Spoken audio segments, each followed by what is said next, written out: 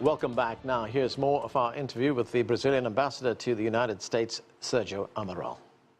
If you look at Asia, how big a priority is Asia for Brazil? There's a very influential online publication called The Diplomat, which pointed out that Asia is being overlooked by the Brazilian Ministry of Foreign Affairs. It uses one measure, staffing levels at your embassies in Asia, and says they're not at the same levels as the embassies, say, in Washington or London or Paris. Yeah, I think we cannot say that about Beijing, because the embassy is quite big.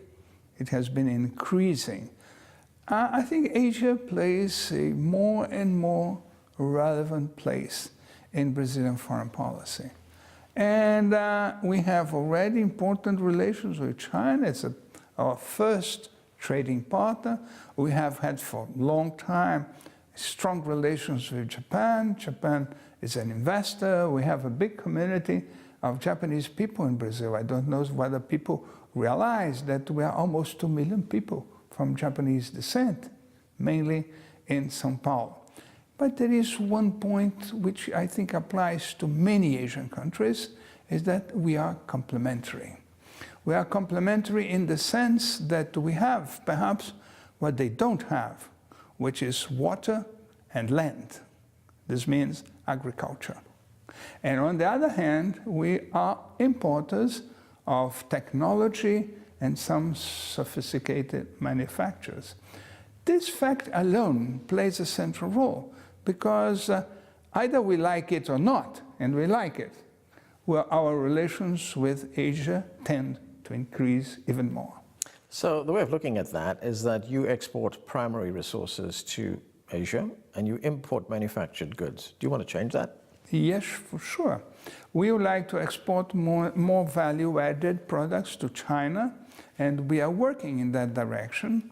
And I think part of the problem is our problem of competitiveness, but we are trying to find out a solution for that, increasing investments in productivity and in technology products. The other side, however, in some cases may be a kind of a tariff escalation in which the primary products we export pay 2–3%, and as far as we increase the value added to the products, they pay a much higher tariff. That's the case of, for instance, of soya that we export to China and many other countries. And this we probably will negotiate in order to have better conditions. Now, China's signature international development project is the Belt and Road Initiative. It extends to Brazil as well. China has invested in the development of ports, airports, the energy sector in Brazil as well. What impact is that having on your country? I was the chairman of the China-Brazil Business Council, and we made the first more thorough survey on Chinese investments in Brazil. They have been growing.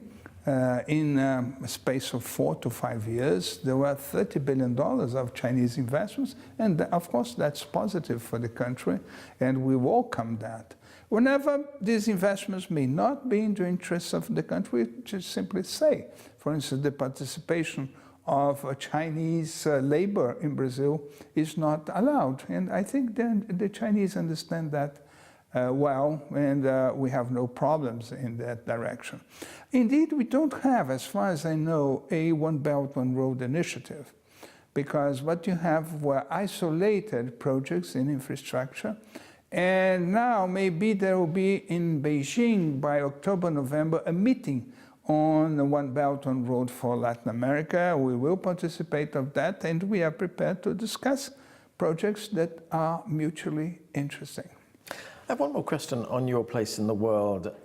One key international issue is the issue of global governance. Mm-hmm. Almost everyone agrees, for instance, that there is a need for reform at the United Nations, that perhaps the permanent members of the UN Security Council should be expanded.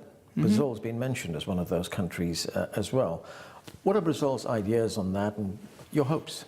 Our ideas are basically the assessment that the composition of the United Nations and its governance were designed just after the Second World War.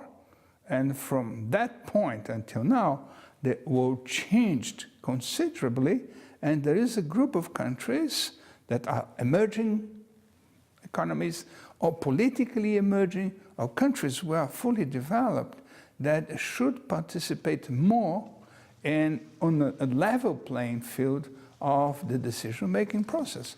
And the Security Council is an example of that.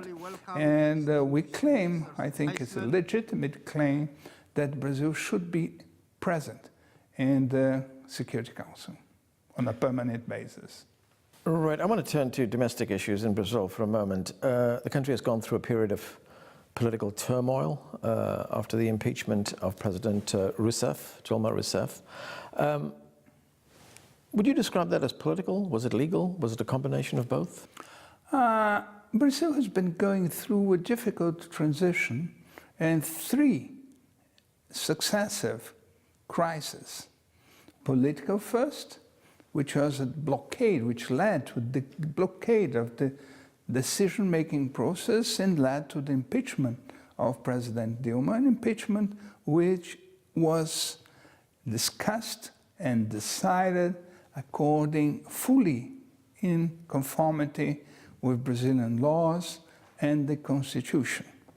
Brazil also went through, and partly because of the political blockade, an economic crisis, and we had a very big decrease in our GDP. And thirdly, we went through an ethic, a moral crisis, which was an epidemic corruption.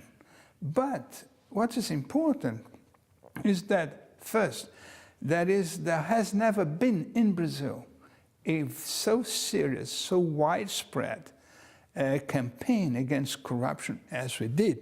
And we keep having yet investigations, indictments, and trials. But what's important, it's striking, is that Brazil could go through such a difficult transition totally in conformity with our institutions. There's no violation. The executive branch is governing, the legislative branch is making laws, and including very difficult constitutional reforms, as in the case of the labor law. And the press is totally free. I think there are many countries that went through an extensive accumulation of crises totally in conformity and preserving their institutions. President Temer himself is facing accusations of corruption. How is that being dealt with? That's true. Indeed, he's been facing 2 accusations of corruption. But you have to take into account that the main instrument for this anti-corruption campaign was the adoption of plea bargain. That are declarations by people who are indicted, and they will have the alleviation of their fines if they tell whoever did that. And of course, this means a very important incentive in the context of the plea bargains to widespread accusations, but they have to be proved. There must be evidence of that, and that's what's at stake now in Brazil. All accusations, and there are many, have to be proved. Right. A year from now, Brazil will hold general elections, and these will be elections for the president. There will be state governors, all seats in the lower house, and 2/3 of the number of seats in the Senate as well.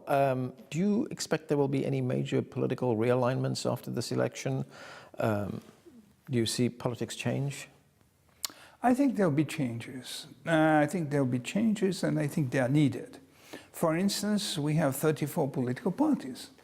The '88 Constitution was a constitution of democracy and freedom. We have to have freedom for people to organize political parties. But with 34 parties, you cannot govern. There's no governance when you have to reconcile 34 different views. And one aspect may be the reduction of the number of parties. In it by itself is extremely important because one of the sources of corruption was the need to co-opt some parties in order to govern. If you reduce the parties, you change the financing of elections, and you provide for some other changes in the electoral system, we certainly will have better conditions to consolidate these democratic elections. So that's a major issue, this question of how you govern and governance with a coalition of that size. But what about domestic policy consideration? Things like, you have a huge population, just over 200 million. You have a very big wealth gap, income gap. Yeah. What is being done to close that? We have made considerable progress. You take in the first decades of this century, we adopted many important social programs. So programs of minimum income. This means distribution of resources for the poor to keep children at school. We are one of the very few countries in the world where the Constitution imposes to the government universal and free health and education. This is a very serious burden. This is responsible to a certain extent for the fiscal problems we have faced. But on the other hand, if you have a look at the social indicators, all of them are improving. Former President Lula da Silva was sentenced to 9.5 years in prison for corruption. He's appealing that conviction, and he's now leading in the polls. Could this be a comeback? The first issue is whether he's going to be condemned. If he's condemned, you're not going to be able to present himself at the election. But assuming that he is not indicted, he's not condemned, he can be, and he's a strong candidate. Indeed, the polls give him what the Labour Party or Lula himself used to have during previous polls or previous elections. The question is not only how much people tell they intend to vote on him and how much people tell they'll never vote for him. How do you explain his popularity? Lula is a smart politician, a warm personality. He was born in the midst of the poor regions of the northeast of Brazil. He understands the common people. He talks to them. He speaks their language. And he has government with an agenda which is basically directed to the poorer groups of society. Ambassador, thank you very much. Welcome. Thank you. That's it for this edition of The Heat. I'm Arnold Naidu in Washington, D.C. Thanks for being with us.